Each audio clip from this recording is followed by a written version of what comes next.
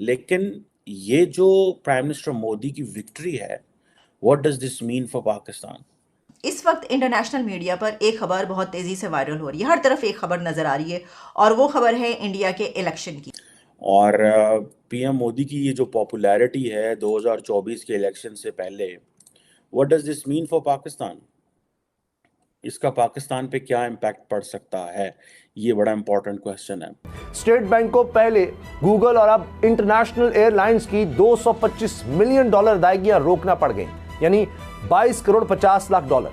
ये अदायगियां रोकने में नाइजीरिया के बाद पाकिस्तान दुनिया में दूसरे नंबर पर आ गया है। 7वीं दफा स्ट्रेट बीजेपी गवर्नमेंट बना रही है, 7th टाइम। कामयाबी के ये इंडिकेटर्स जो है वो 2024 में भी मोदी की पार्टी को ही जितवाएंगे। अगर आप देखें कि मोदी का जो इंटरनेशनल इमेज है वो बहुत इंपॉर्टेंट है।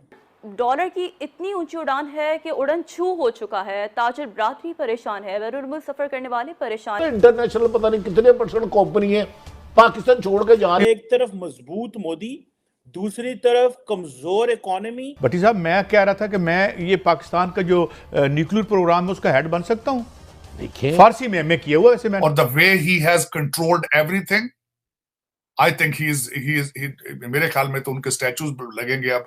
He will become may be a ruler.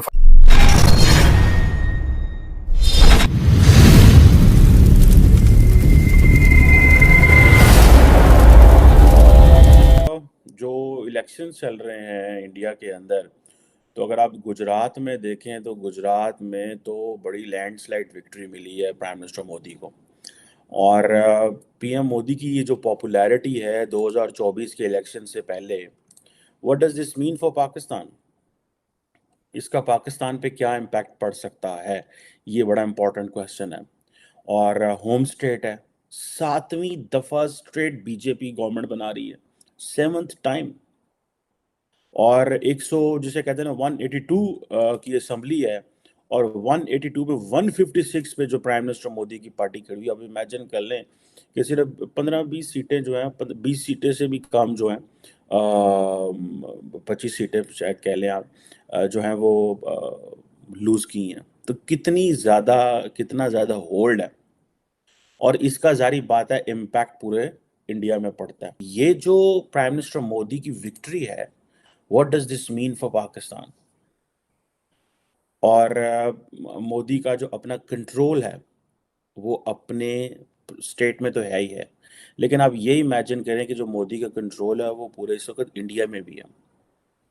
और अपनी होम स्टेट से 7वीं दफ़ा जीतना, दैट मेक्स द केस। इसमें ये है कि जो कांग्रेस पार्टी है वो तो उसका तो कोई नामो निशान भी नहीं नज़र आ रहा आपको। कि अगर आप देखें कि मोदी का जो इंटरनेशनल इमेज है वो बहुत इम्पॉर्टेंट है। और मैंने आपको पहले कहा था एक दिन, फिर ही दोहरा देता हूँ कि 2024 का जो इलेक्शन है, वज़ीर आज़म मोदी जो है वो इकॉनमी के ऊपर और अपनी आवाम को ये बताएंगे कि हमने दुनिया में अब कहाँ खड़े हुए हैं। 2024 में वो दुनिया को ये बताएंगे कि इंडिया को ये बताएंगे कि देखें जनाब, हमने हमारी अचीवमेंट क्या है 10 सालों में। And they made a significant achievements obviously, उस सेंस में भी आप देखें। सो ये जो चीज़ें हैं, इसका जारी बात है पाकिस्तान की पॉलिटिक्स पे बड़ा इम्पैक्ट होता है। मैं कल देख रहा था कि पाकिस्तान का एक बड़ा प्रीमियर थिंक टैंक है, institute of strategic studies Islamabad. वहाँ पे पाकिस्तान के काफ़ी बड़े लोग जो थे, जिसमें पाकिस्तान के जो former chairman joint chief of staff थे वो भी थे, और भी काफ़ी लोग थे। उन्होंने की नोट एड्रेस दिया, और उन्होंने ये कहा, जो सेंट्रल पॉइंट थी कि जी इंडिया जो है वो पाकिस्तान को फोर्स करता है to make difficult choices for survival. ये ठीक है, इसमें मैं ये नहीं कहता कि पाकिस्तान जो है वो India is not a challenge for the Pakistan, लेकिन हमें किस चीज़ को दुनिया के सामने चैलेंज रखना चाहिए? वो इंडिया तो आप देखें अपने काम में लग गया, वो तो कारोबार कर रहे हैं, बिजनेस कर रहे हैं। हम असी पहुंचो फिर इंडिया वेखने हैं। We need to look inwards. अंदर देखें, अपने अंदर क्या मसला है। इस वक्त इंटरनेशनल मीडिया पर एक खबर बहुत तेजी से वायरल हो रही है। हर तरफ एक खबर नजर आ रही है और वो खबर है इंडिया के इलेक्शन की। और रॉयटर्स उठा के देख लीजिए आप, ब्लूमबर्ग देख लें या आप बीबीसी उठाकर देख लें, हर तरफ ये बात की जा रही है कि इंडिया के इलेक्शंस में गुजरात स्टेट में बीजेपी यानी कि भारत के प्राइम मिनिस्टर नरेंद्र मोदी की पार्टी ने लैंडस्लाइड विक्ट्री हासिल की है। मैं आपको के सामने रखे देती हूँ कि इस वक्त क्या पब्लिश हो रहा है दुनिया में, और ख़बर ये आ रही है कि रॉयटर्स ये कह रहा है कि PM Modi's party set for record win in India's Gujarat state election. अच्छा, इसी के साथ जब आप आगे बढ़ते हैं और आप देखते हैं कि बीबीसी इस बारे में क्या लिख रहा है, तो बीबीसी भी गुजरात रिजल्ट्स के बारे में ये बता रहा है कि BJP election win, Modi's dominance in India. Bloomberg भी ये खबर दे रहा है और कह रहा है कि Modi's BJP retain power in Gujarat in landslide poll victory. तो इससे दिखाई देता है, नजर ये आ रहा है कि गुजरात में पीएम मोदी की पार्टी इलेक्शन जीत चुकी है। तो ये बात कही जा रही है कि 2002 में बीजेपी और मोदी ने जो रिकॉर्ड कायम किया था सीट्स लेने का, तो 2022 में वो वाला रिकॉर्ड तोड़ते हुए नजर आ रहे हैं। तो लगता है कि ये जो 222 है, 222 ये बड़ा सूट कर रहा है पीएम मोदी के लिए, क्योंकि देखें ना 2002 में पहले ये कहा गया, उसके बाद अब ये कहा जा रहा है कि 2022 में वो वाला रिकॉर्ड टूट रहा है।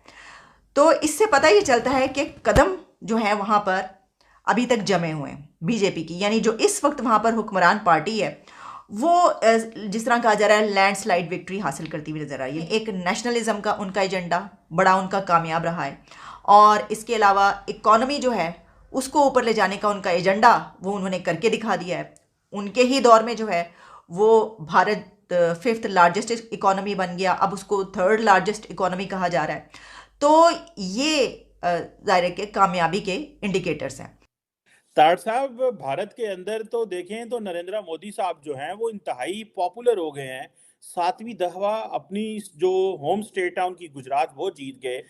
आप क्या देखते हैं, एक तरफ पाकिस्तान की वीक इकोनॉमी, पॉलिटिकल सिनेरियो जो है वो डिस्टर्ब है, और मैं देख रहा था कि एक पाकिस्तान के थिंक टैंक है इंस्टीट्यूट ऑफ स्ट्रेटेजिक स्टडीज, वहाँ पे पाकिस्तान के जो former chairman joint chief of staff committee है जुबैर अयाद साहब और बाकी लोगों ने जो है वो कहा जी कि थ्रेट फ्रॉम इंडिया जो है वो हमें रिलक्टेंट है, हम हमारी एग्जिस्टेंस को मसाइल है और ये वो।